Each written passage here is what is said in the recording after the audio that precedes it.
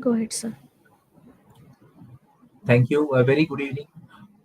I, Dr. Nilesh Balkawade, Clinical Head, Oasis Fertility, welcome you to yet another FB Live session, which is a very important topic. And this month, we are presenting expert advices on different topics. So, today's expert advice is going to be on menstrual disorders and infertility. Friends, we all know that menstrual cycle is an important part of the woman's gynecological life. It has got two components. One is ovarian cycle and another is the uterine cycle.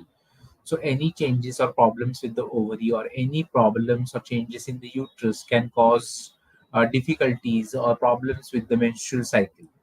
So we have to channelize and we have to think what is the basic problem, and therefore let's see what are the menstrual disorders or problems which are going to lead to infertility.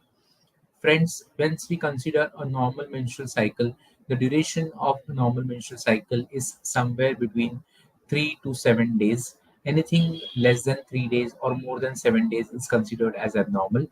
The menstrual blood loss, normal blood loss is considered up to 50 ml, and if it is more than that, then that is going to have some problems. Friends, uh, you have different menstrual problems which are coming up, and these are going to cause some problems. So polymenorrhagia or increased frequency of menstruation can occur when the ovarian reserve is low. So patients of low ovarian reserve can have problems of polymenorrhagia. The cycles can come a little bit earlier, and here it helps us to diagnose that the difficulty is at the ovarian level. Oligomenorrhea or increased frequency of menstrual cycle, the menstrual cycle is getting postponed, can be a symptom of polycystic ovarian syndrome or polycystic ovarian disease. So this can be one problem. Amenorrhea or no menses at all can be a problem at the ovarian level, or it can be a problem of the uterus where the endometrium is fired and the endometrium is not growing well, and therefore this can also have problems like Asherman syndrome and so on. Metrorrhagia or intermenstrual bleeding can be a problem with endometrial polyp or any cervical lesions which are there. So these are the problems which are going to cause infertility as well. Menorrhagia or increased blood flow during menses, increased passage of clots is a symptom of fibroids in the uterus, it is a swelling in the uterus, or adenomyosis, which is again a swelling in the uterus. Dysmenorrhea or intense menstrual pain or cramps during menses can be seen in patients of endometriosis and adenomyosis. Friends, this variety of problems are related to the menstrual disorders, and each of these problems can cause infertility.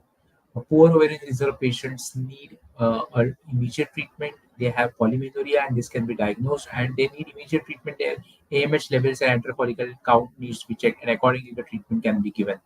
PCOS patient needs lifestyle modification as a major treatment. Then they have ovulation induction, and after ovulation induction, we have IUI and IVF along with laparoscopic ovarian drilling as other options of treatment of PCOS patient.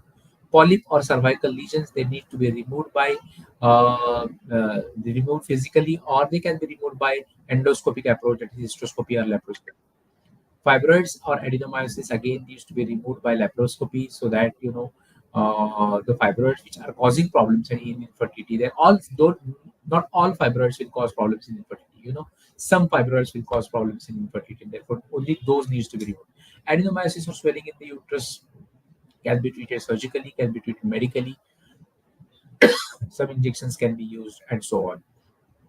Endometriosis is an important disease where ectopic implants of endometrium are there, and this can be diagnosed by ultrasound and treated by either laparoscopy is the gold standard, and along with that, with or without any other medications. So, friends, menstrual disorders can cause variety of problems, and it can also lead to infertility. This was just an overview of that. If you have any problems related to your menstrual, there are any difficulties, then please connect to us and ask us whether this is causing infertility issues in you. So I don't want to extend this session much. This was just an overview of what lies deep inside. So this is just a tip of the iceberg. These problems, we have to just go and dig out and find the cause of infertility in you.